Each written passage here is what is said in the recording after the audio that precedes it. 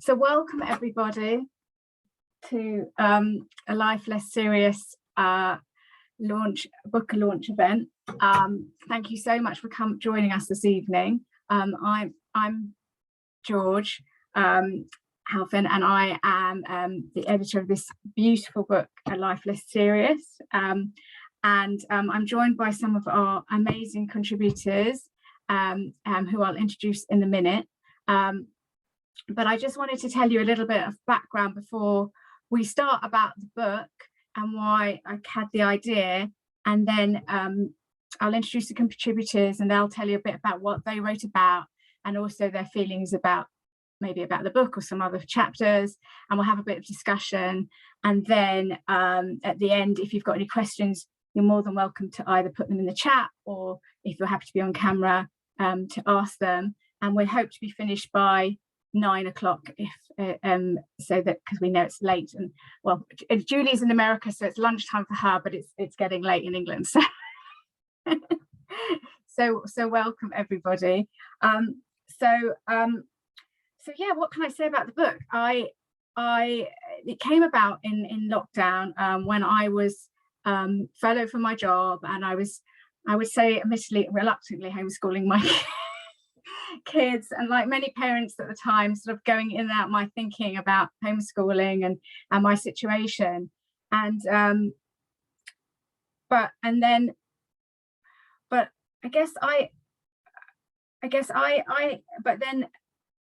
as well as that, I remember I was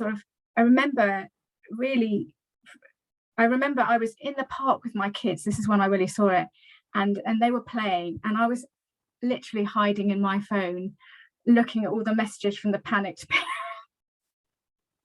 And I really wasn't present to my children, and I wasn't present to the nature around me, and I saw that I was really in my head and not in the present moment, and that really got me back in the moment and enjoying my kids, and I had that realization, because we all have that realization in us. You know, it's our true nature to be present and to be with our loved ones and to be in nature and to see things as they are moment to moment. It's just that we forget. We're always in and out.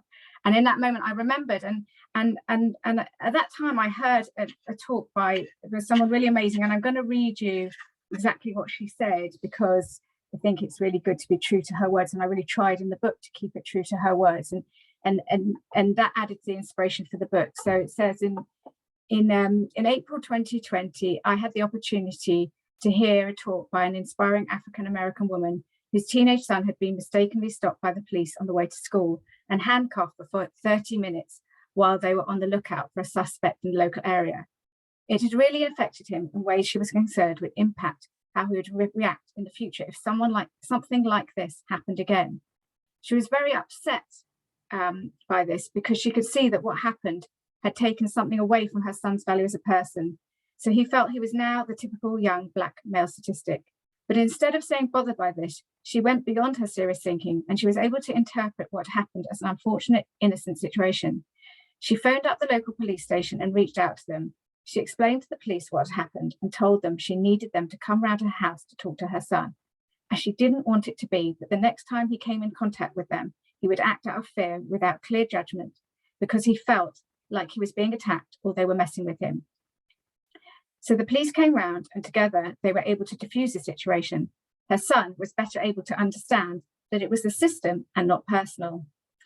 And that story had a really big impact on me, because I saw in it the power of going beyond our serious thinking and what impact that could have on the world. And if that mother could be in touch with her wisdom in such difficult circumstances to do that, what would be possible in the world if more of us were able to see a fresh way of dealing powerfully with life from a place of wisdom, insight, rather than the place of fear and habitual thinking. And to me, that really sparked off the idea for the book, because I guess for the last 12 years, I've been in a conversation about how our experience of life is created by the gift of thought. And I knew other incredible women who had stories to tell about how they'd seen beyond their serious thinking. And I thought, if I had the gift of having this contact with all these women who had these incredible stories, and I thought it would be really, I couldn't not start contacting people to get them to share their stories. And it was funny, I had a list of people I wanted to contact, and actually one conversation led to another, and I was introduced to lots of new people. So tonight, on the call with quite a few new people who I didn't know before, and it's only because of the gift of this book that I know them. And actually I had to stop having the conversations. I got quite addicted to them when I realized I had enough of the book. So that kind of brings me to tonight. So thank you for joining us, and I'm going to introduce our panel of amazing speakers, and how I know them and how they came to be in the book, and then they'll tell you a little bit about their chapters and what they wrote about and what inspired them, and really what a life less serious means to them, because I think it couldn't be more pertinent with the world being as it is now, for us to start to get eyes for that, and to get really in touch with the gift that we all have to be able to do that. So so first of all, I guess Lara's on my left. I met Lara. She was introduced to me by a dear friend, Carol, who very kindly helped me edit the book, and who's written a very powerful chapter, who I've known for many years, who's a really beautiful soul, and who has a really strong understanding in this area. And Lara was introduced me to via her because Carol said she's got a great story to tell, and she really did have a beautiful personal story of her experience to tell. And Lara is a real, I think, gatherer of people, and really loves to bring all kinds of very special people together to share what they know, and to inspire people to live from a different place. So thank you, Lara, for joining us. And then we have the lovely Julie, all the way from, is it California, Julie? Or am I wrong? I'm California, yeah, all the way from California. And I met her because I guess I was on a bit of a journey while I was, before I was putting this book together. And obviously there was a lot of stuff last year around and Black Lives Matter, and you know, deepening our understanding of different communities and how we all, you know, operate in the world. And Julie put a very powerful course together called I should unmute yourself, Julie, because I've forgotten in the moment. I'm really sorry. Oh, yeah, reimagining our spiritual community. Reimagining our spiritual community. And it was a really powerful listening space and a really profound experience to be part of. And Julie does amazing work, really helping people shift the way they see things in the world, and making sure that, you know, then she's committed to creating more diverse communities. And she really, you know, gives voice and really to so many incredible people, and really finds a way to do that in a very profound and moving way. And I learned so much from being on that course, and it really expanded my horizons and encouraged me to continue doing that. So thank you for that, Julie, and for all the work you do. And I know you've got something very special coming up this weekend, which is showcasing LGBTQ plus teachers, and I know a lot of them, they're amazing people, and she's holding a seminar this weekend where they're the main speakers, but it is a session for everyone, and maybe she'll talk to you about that at the end. But she's a very, very special person, so I'm really grateful that she is with us tonight. She's going to share her very, very beautiful and I think important message for the world right now. And then last but not least, we have lovely Bronwen, who I must say was a late addition to the party, but a very welcome, and gave such a powerful story. And I was introduced by someone else who wasn't able to take part, but said, you must speak to Bronwen, she's an amazing writer and she's got incredible things to say. And boy, I was blown away when I was sent her piece. And you're a physiotherapist, aren't you? Is that right as well? So as well as talking about that she's a physiotherapist. See, I'm getting all nervous and I'm getting tongue-tied. It's ridiculous. Inside I'm relaxed, but my mouth is tongue-tying, so I apologize. So she's a physiotherapist, and she also does lots of work with children, and she can tell you a bit more about that. So maybe Lara, shall we start with you? Do you want to talk about what you shared in the book, and then kind of what you got from being part of this, or what you saw in the book? Of course. First of all, thank you so much, George. I know maybe many people told you this many times, but your initiative was just amazing. I have already so many people that I know that bought the book and read the book. And the first 5 messages I received, I just thought, oh, maybe they're just saying that to be nice. But then I thought it's like consistently the same sentence, like the people have been crying a lot reading the book, releasing so much emotion and energy, felt that they were not alone, because in all these stories, there is always someone out there who lived or felt a little bit the same way as one of us that wrote our chapter. Your idea is genius. I just love it. And I can't stop myself thinking every time you say that you're doing things a bit hectically. And like, I just, for me, I'm in awe of how much you do with having young kids, a family, and a job. And I just honestly, I'm really in awe. So thank you very much. And it's an honor to have met you and all these women on the call, and Julie, Bronwen, and I know there are many others, because maybe I recognize 1 or 2 names. I hope one day we can all meet in person. I keep telling you that I'll be so happy to host anything for you, because as you said, this is one of the things I love the most doing, is hosting event for people who don't necessarily have opportunity to either meet or encounter mentors, teachers, or introducing Julie to people, for people to know that they have many options to start being empowered and feel better through, ways, techniques, lessons, tools, or whatever. So anyway, besides that, when I have been called by Carol to write this chapter, I felt I never thought I will write anything, so let alone a paragraph in a book. But I just, beside being honored to be part of this, because the 3 principles really transformed me a lot, I was also happy to give hope to people who have been through things. Like the chapter I chose to talk about is, I lost a sister that I was very, very, very close to her. I know we all probably close to our siblings, but my sister was much older than me, and she was like a second mom to me. So for me, it was losing the second time my mother. And after so many tragedies, and I'm from Lebanon initially, so we've been living, kind of moving from one place to the other since I was 7 years old, living the trauma of wars and losing family members and losing money and homes. And, I was kind of sitting after listening to Sydney Banks in America. I was when I got hit by this beautiful blessing to hear him talk, and his words moving me somehow and touching me and changing something in me. I realized that every now and then there is something that comes into life and just makes us believe that it's the end. It's the end of something. And I was dropping my daughters at university, and I've been always behind.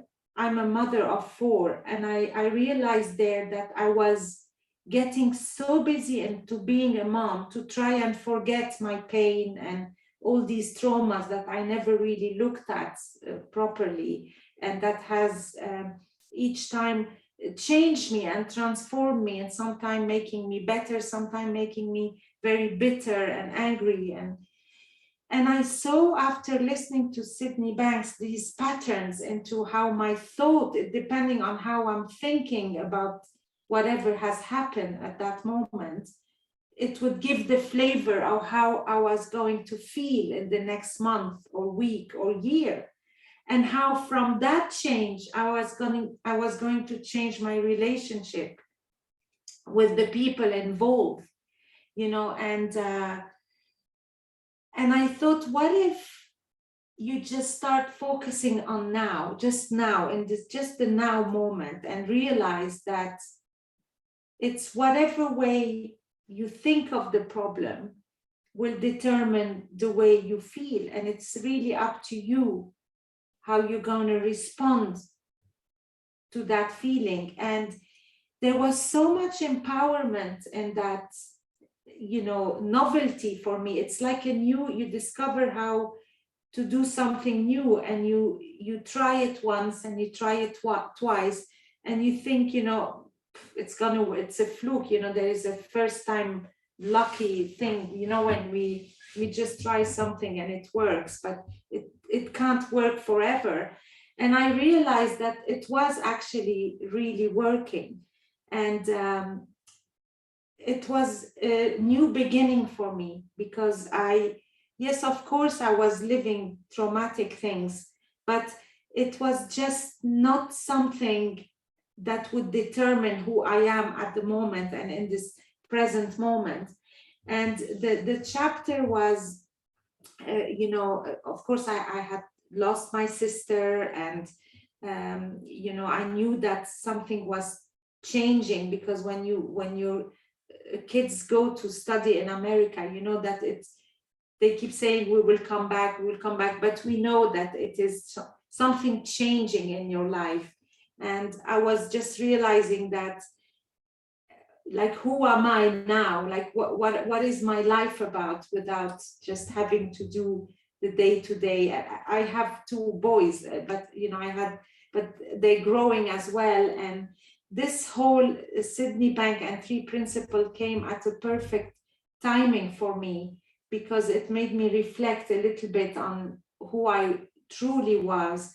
And it also shine light on how I am in charge of how to respond to every single experience that I live. And, I really hope that I will continue, being able to spread whatever I know and whatever worked for me, because the difference in the quality of life is just so big. And I really wish that on every person.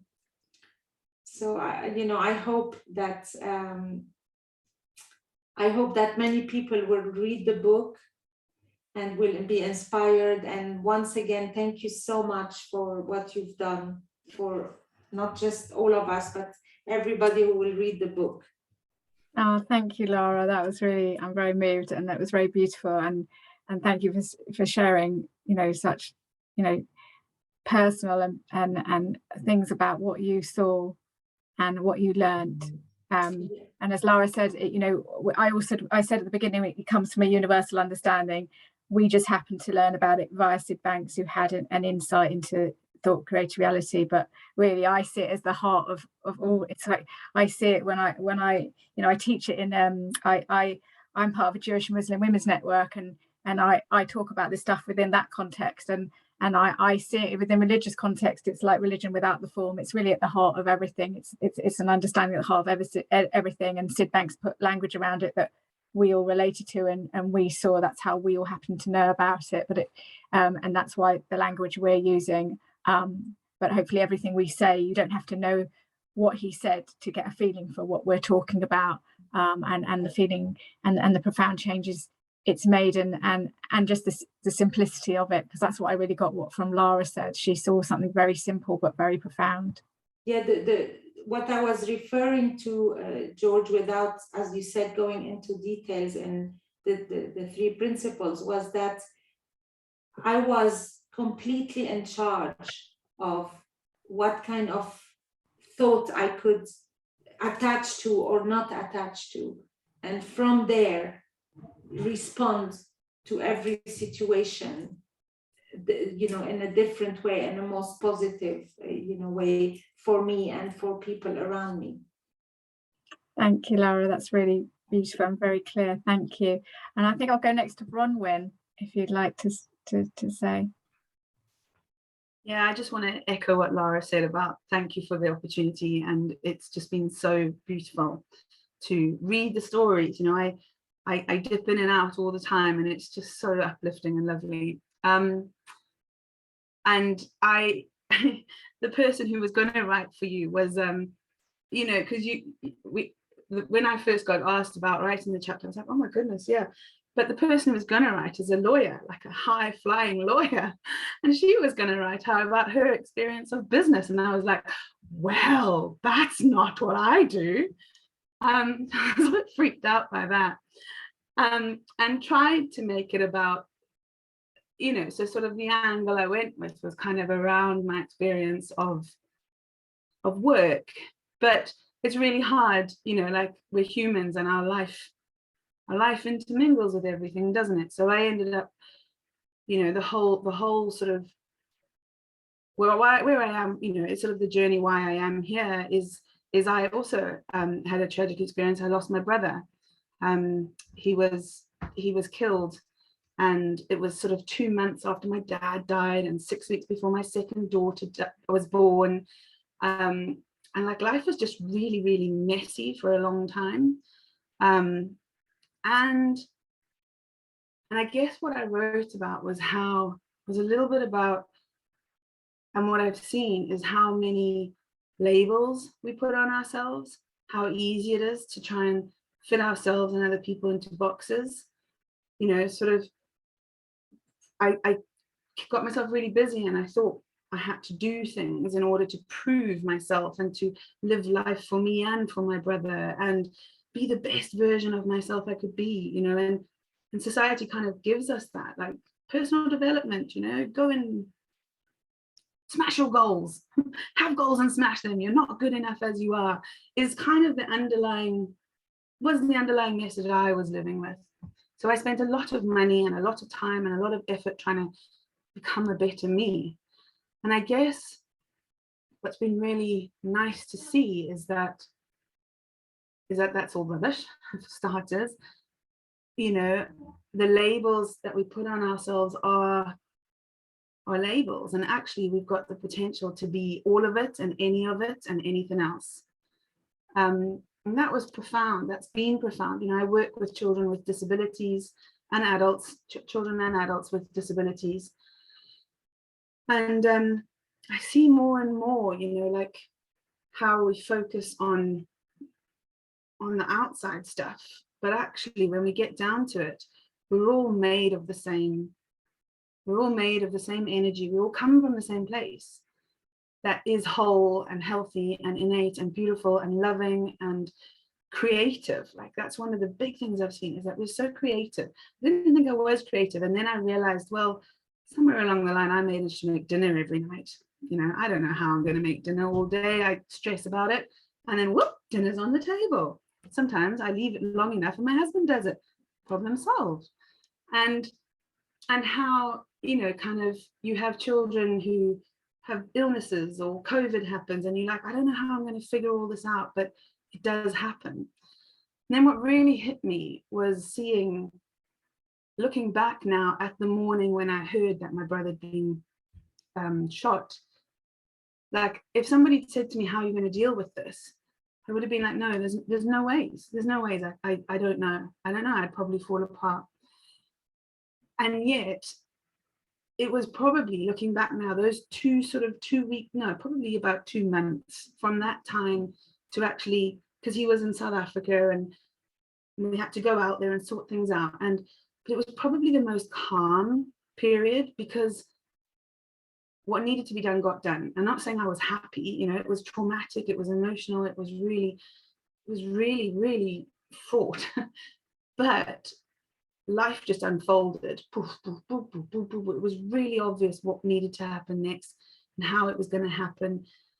And I was just really held. Like it's like we have a first responder, which is kind of this innate wisdom that lets us know what needs to be done. And the more we get up in our heads and try and figure stuff out, the more we get in its way. And that's what I've really seen, and what I see more and more, you know, sort of, we think we can figure it all out. You know, I start my piece by saying, I thought by the time I was 39, I'd be thin and rich and have all my shit together. And I didn't.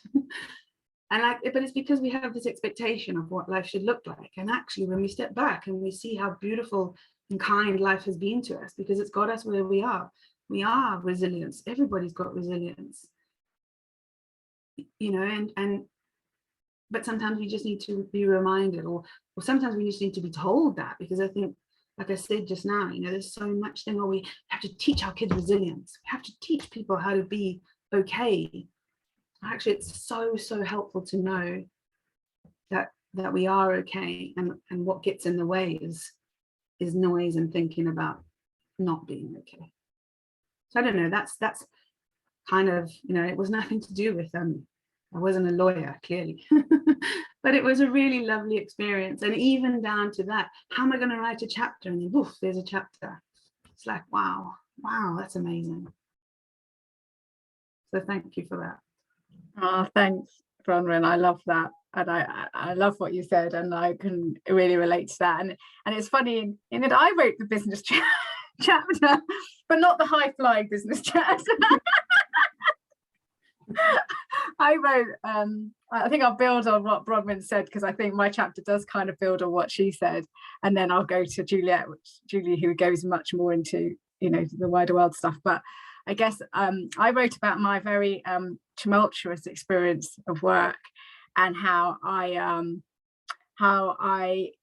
always like to be the good girl and do the right thing and not get in trouble and dot every I and cross every T. I had to make sure I didn't mix that up then. And how I used to work in events, and how I, you know, would plan for every eventuality and work really, really hard, making myself ill, and pray that nothing would go wrong, and something would always go wrong. And I would always know what to do in the moment, but I never quite trusted that. So I'd work extra hard, you know, and I'd have colleagues that say, oh, George, you always do a good job, but you always look relieved it's over. And I realised, and it was funny, that's how I did work, in a very neurotic kind of way. I mean, it really wasn't very healthy for me, and it burnt me out several times. And I think the funniest thing that was, it wasn't even a wake-up call, because I didn't notice it, was that how I stumbled across this understanding we're all talking about is that at one point I was looking for a job, and my cousin's wife was working for this charity, and they were organising a wellness conference, and they said, well, you've got experience of organising events. So I said I would do it.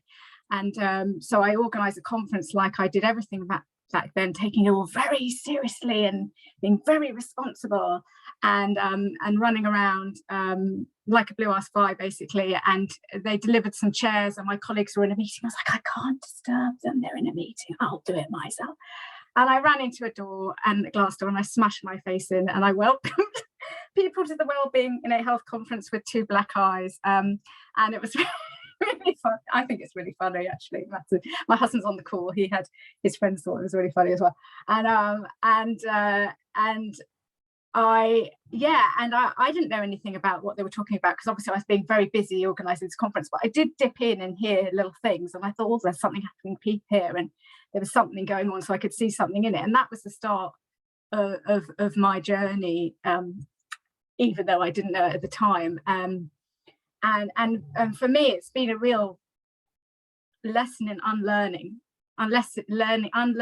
all the day-to-day habits that we don't even realize that we have, that hold us back, and unlearn and trusting the unknown. You know, I think I never trusted the unknown before, which is why I had to plan everything, whereas now, you know, the unknown is just what is. So it's a lot easier, and like Bronwen said, we have everything we need to know what to do in the moment. We always do, it's just we don't think we do, and that's where we get a bit stuck. And that's what I've really learned, and that's why I have a different relation to work and to life. And I think that's led to the creation of this book, which is even further away from how I would normally do things, because this, I really have followed my feeling and my soul, and just let it take its own direction, and continue to do this and trust that it happens. And sometimes, you know, I'm amazed how light I am about it, and people are like, can't you, you know, and I'm like, well, it's just, I'm just following my nose. But so just to build on what Bronwen said from a different angle, I thought I would say that. And now I'll go on to Julie, who's going to talk about her amazing chapter as well, and what she talked about, and what impact, I guess the implications for the world as well. Would be lovely to hear, Julie, if you're happy to say that. Sure. Well, I'm also grateful. George had to come back to me several times because I was like, mine's not going to be good enough. So thank you, George, for continuing to ask and to just point me in the direction of it being possible. So I think this topic super resonated with me because I literally one time went to a workshop and the person told me I had a disease called seriosity.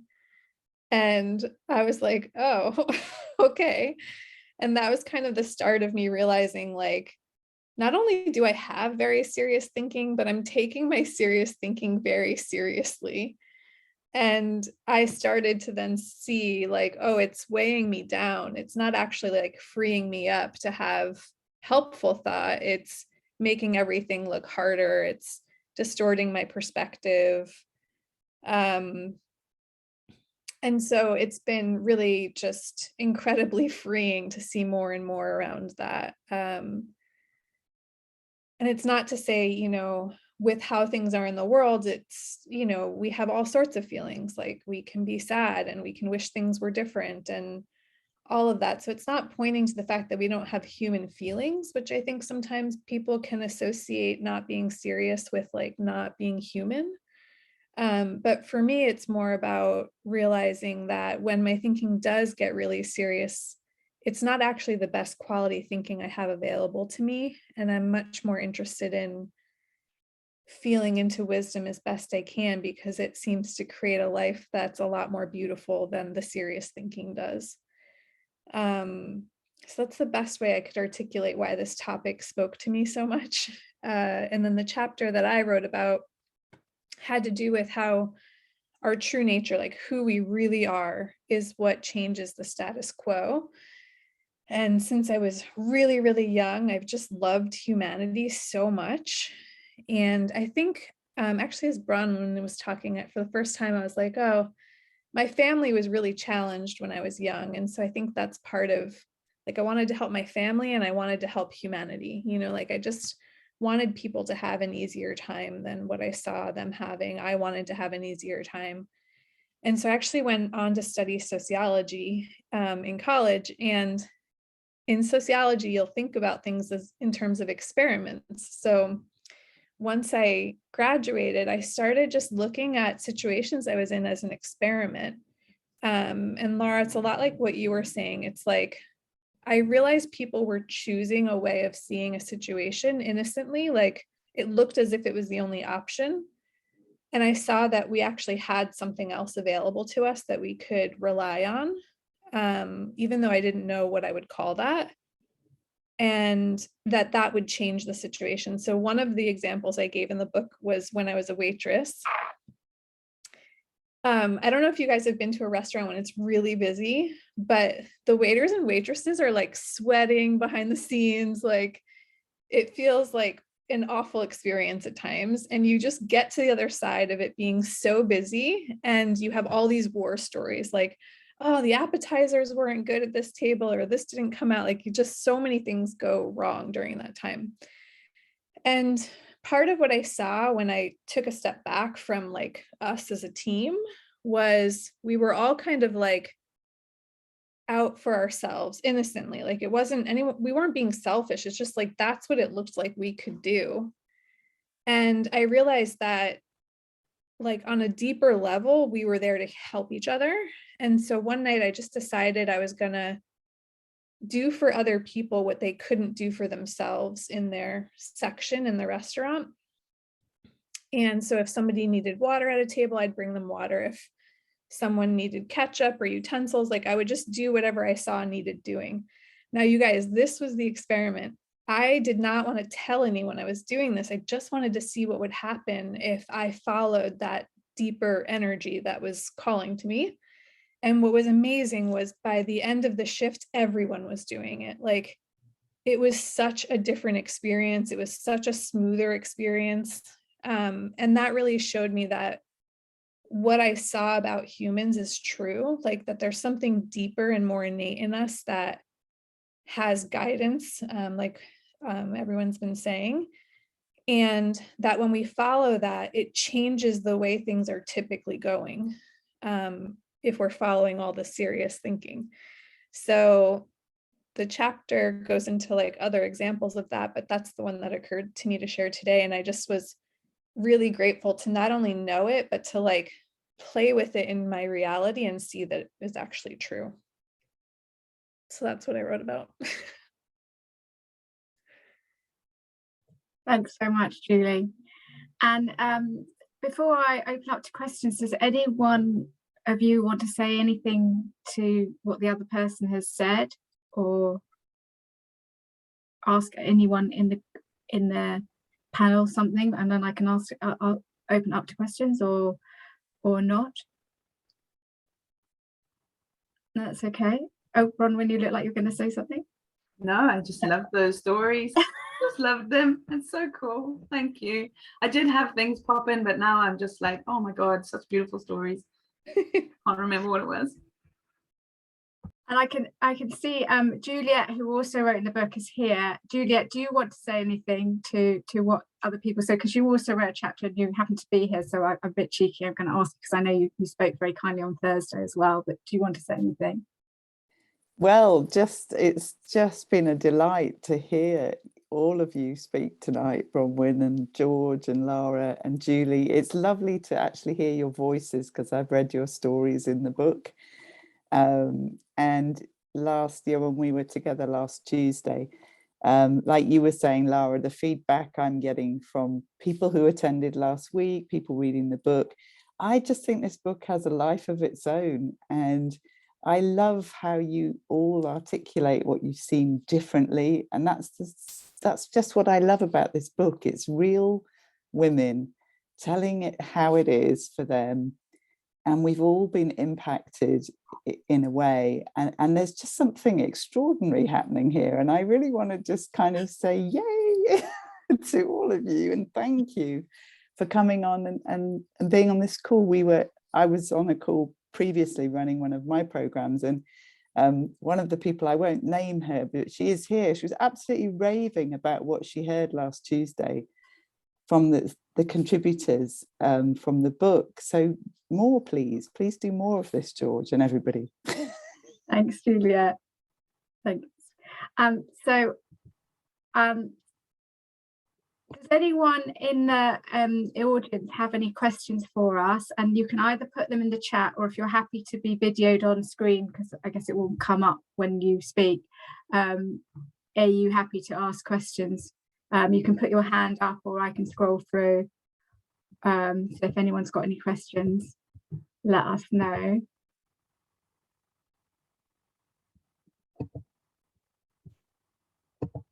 Okay. Can't see any questions. So I guess what would I think we could, my husband's got a question, so I'll let him speak. Matt, do you want to speak? Yeah, if that's okay. Do you mind? Of course. Yeah, it's not so much a question as a reflection. And Juliet kind of picked up on this as well, that there's something here about stories and voice and that there's a potency in that's kind of different to kind of other ways of learning about ourselves. And I wondered if anyone has anything more to say about, the experience of, telling your own story, sort of hearing other people's stories, and why you think that's so potent. Because I agree with Juliet. It feels that there's something different and special about that. Thanks. Does anyone want to ask? And Julie, you look like you're going to say something, so do you want to go first? Yeah, I used to work at a storytelling event, so I have some thoughts on why it's so potent, but humans have been telling stories for a really long time. And I think part of what I've noticed is that we hear each other and we hear ourselves in other people's stories. And so it helps us to see, like, if someone's sharing something like Bronwen, when you were sharing, I really heard a lot of things that made so much sense to me on a really deep level as you were speaking. And the only reason I could do that is because I could relate to the story that you were sharing. So that's what occurred to me to say about it, is that I think we hear a lot of our own wisdom in ourselves and other people's stories. Yeah. George, I just would like to also answer, Matt, about when Julie was telling this incredible experience she did, you know, as a waitress. It just felt like, you know, we do this in a different way when we read all these stories in this book you've had the idea to do. It's just like we imagine. When I read every story, I felt so much compassion, love. I felt sometimes closer to these women that I never saw or talked to than many people I see daily. And I think the similarity here is these waitresses all together that started doing the same thing as Julie was doing. There is a connection that forms when there is vulnerability, kindness, sharing. You know, sharing your story is not just for me telling a story, especially when it happened. You know, you're sharing a very deep, vulnerable, raw, sometimes part of you. And I mean, it sounds a bit extreme, but I'm going to say it because it's just coming. I think if, you know, you go through life, you live life, and having shared this with these women will be one of the things that I would want to say at the end of my, like, it's very important. It was something very special to, and, you know, to have all of these women come together and share something very deep and important. And on top of it is in the hope that it will help and, you know, influence the way people live their life, and hope that there is always, like Bronwen was saying, there is always this inner knowing, you know, because this is exactly the conclusion that, you know, we would, if there was one person doing a conclusion in this book, is that just don't worry. There is something, someone, I don't know how to say it, that has your back always. And that's in a way how we all are. We have each other's back just by being present and sharing something important. I don't know if it answers you, Matt, but that's, you know, how I see it anyway.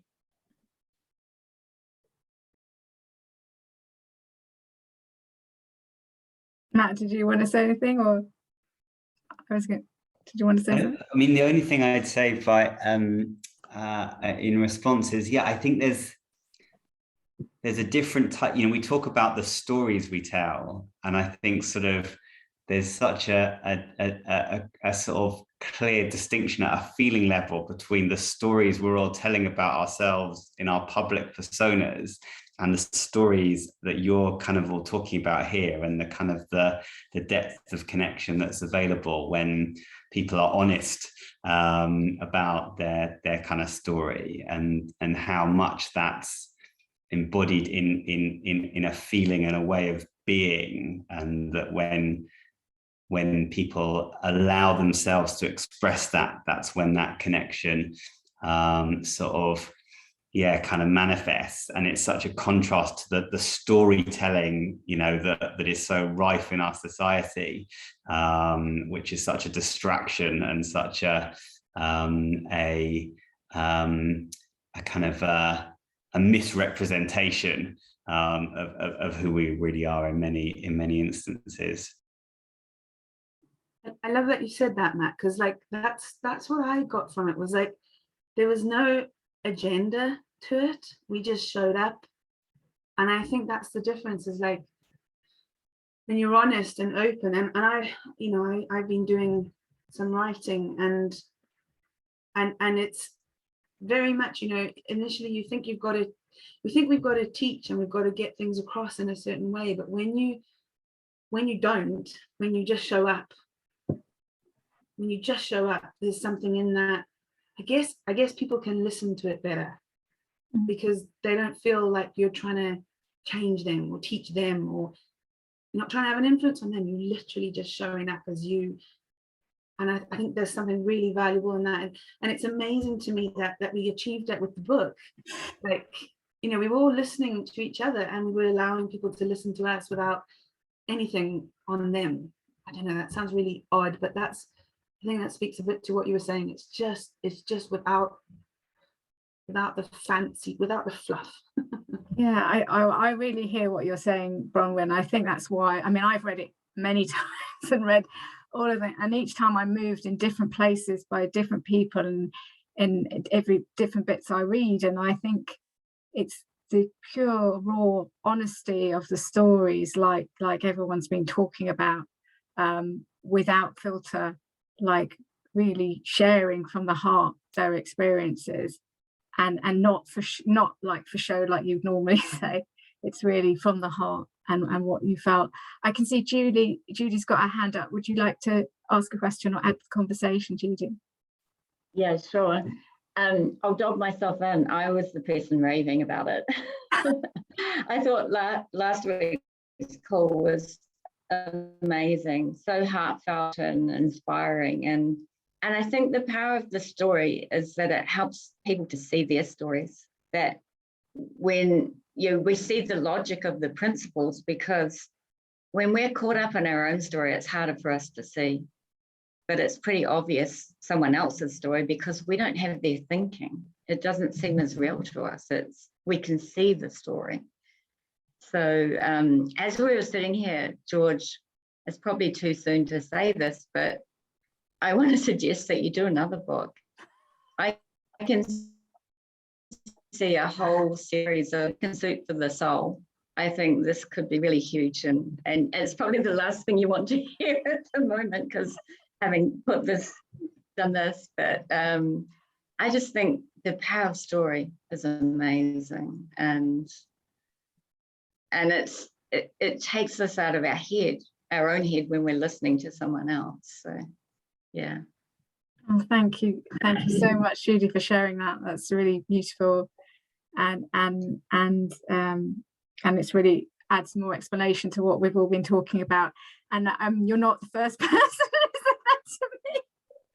And if I'm honest, I also sort of thought at the back of my mind, but I don't want to quite admit it, and because I really want to make sure that we really, get this to as many people as possible, and it reaches people, and the only way we can do that is by telling people, but also putting reviews on Amazon and things like that, because we can reach so much with the people we know, and it needs, but I also trust, like Juliet said, that and from this conversation it helps me see that also, that hopefully it will have a life of its own, and we'll just do what we know to do, and then things will happen. So thank you so much for saying that, and I'm very moved by what everyone is saying, so thank you. Does anyone have anything else they want to say? And then Juliet wants to say. Juliet, got your hand up. You got your hand up again. You want to say something? Yeah, it just came in really on the back of Julie's story, which I've already read in the book, but hearing you again talk about the waitressing, it just occurred to me that I think the writing of the book was very similar, because we were each given the sort of topic of seriousness, but I didn't know what everybody else would be writing about.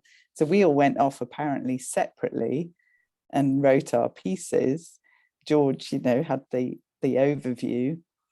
But then maybe what happened in the restaurant, Julie, maybe there was something similar. We were all just tuning in to something deeper.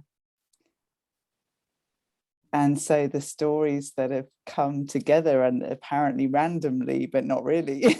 Anyway, that just occurred to me, and I just thought, oh, wow, yeah, of course. Wouldn't have just been little old me writing away, would it? So thank you. Thank you. I love that. So I think it's 5 minutes to go. So I just thought I'd end, unless anyone's got anything else, I'll end with some reflections on the creations of book, because it's quite a nice way to end. And so when you'll see at the end of the book, I kind of just find it. I wrote some reflections on what I've learned and continue to learn from the creation of this book. And I think so I won't read it all. I'll just choose ones that I think are sort of pertinent to the conversation, because to me it sums up kind of what we've been talking about, and how for me we're all on a journey of kind of seeing our seriousness for what it is moment to moment, and you know, even putting the book out has been some, you know, a really big lesson day by day in coming up against my serious thinking again and again. Yeah, to the degree that the day before the book was launched, my son cut his head open. And I actually launched the book on social media from the waiting room of the hospital while he was on the iPad, and I had a dodgy internet connection and was doing it. But I was able to do that because I was just able to be present with my son and do what I needed to do, and not be caught up in the storm about it. I would just dealt with things moment to moment. And Bronwen, it looks like you want to say something before I end, do my bit at the end. So do you want to say something? I just wanted to give a shout out to Matt as well. As he's on, we may as well thank you to him as well for his part in this, because, you know, we all know as families it doesn't happen on your own. So thank you to both of you.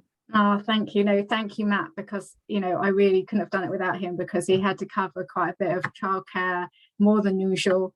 And I was doing a lot of 5 in the mornings, and he was doing a lot of bedtimes, just so that I could do this. So and, you know, look after the kids on the weekends sometimes when I needed to work on this. So it really couldn't happen without him and his support in the background. And it's funny, he's only just read the book now. He was very I would say he was very kind, because normally we do everything together, and with this, like, he was very supportive on the sidelines, helping me get over my serious thinking, the things I got caught up about. If I was going to speak to someone, helping me with the kind of getting over myself side of things. But he really didn't get involved in the content at all, or the stories, and he didn't want to read them, or he didn't want to get involved, and he really left that to me. And that was really precious, because for me, I think in lockdown, I think, you know, as women, I'm going to say this because I think it's important, and I've seen this in groups I've taken, that we rarely make time for us to do things that are nourishing and enriching for us. And often, I run women's groups, listening groups, and often women say, oh, they feel guilty for taking a minute to themselves and things like that. And actually, you know, the more that we can look after ourselves, the more we can do what we need to do in the world. And for me, yes, it's taken me a lot of time to do this, but it's also been incredibly nourishing and enriching, and I'm continuously learning to grow and see from it. And so I'm really grateful for that, even with the 5 in the mornings and everything else, because it was something in lockdown and all the craziness that was just something for me. And now it's hopefully something for everybody else that I've created, that we've all created together, to help that people will see something in it and it will help them. So I just thought I'd say that, because I think it's important as women to acknowledge that, because it's often not acknowledged enough. And that's also was a big emphasis for the book as well. So as you'll see in the introduction, but I think it's a good time to read this. So I said, when I started to put this book together, I had no idea of how to do it or where this journey would lead, and still don't. I really don't. But I felt compelled to create it anyway. The creation of this book has been an ongoing lesson in taking the creation of this book has been an ongoing lesson in taking my thinking less seriously, in being led by my soul and not by my head, and seeing where that leads, in coming up against my habitual, I'm going to get in trouble, fearful thinking, and not getting stuck in that. In getting beyond my insecurities and self-created comfort zone and contacting people with an open mind, unattached by the outcome. In coming up against myself over and over again, whatever myself is in that moment. In juggling my life as a mother, a wife, an employer, volunteer, with being the creator of this book. In listening to my body screaming at me to slow down and focus on the day-to-day before I continue with the other demands of my time and attention. And in trusting, I think this speaks to what quite a few of you spoke about tonight, in trusting that the words and required actions will come when they are ready, and no amount of thinking about them is going to bring them forth more quickly.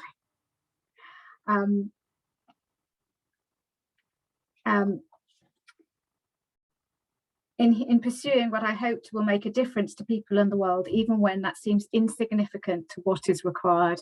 And I think that's very, very true at the moment. In seeing I have no idea how others view me, in seeing time and time again I'm not in control, in creating space in my life for doing something that lights me up, in having the courage to share my light, my truth with the world, in knowing I have everything I need, in trusting myself and following my star, in following the path of love and connection, in just being. I wish you all a life less serious.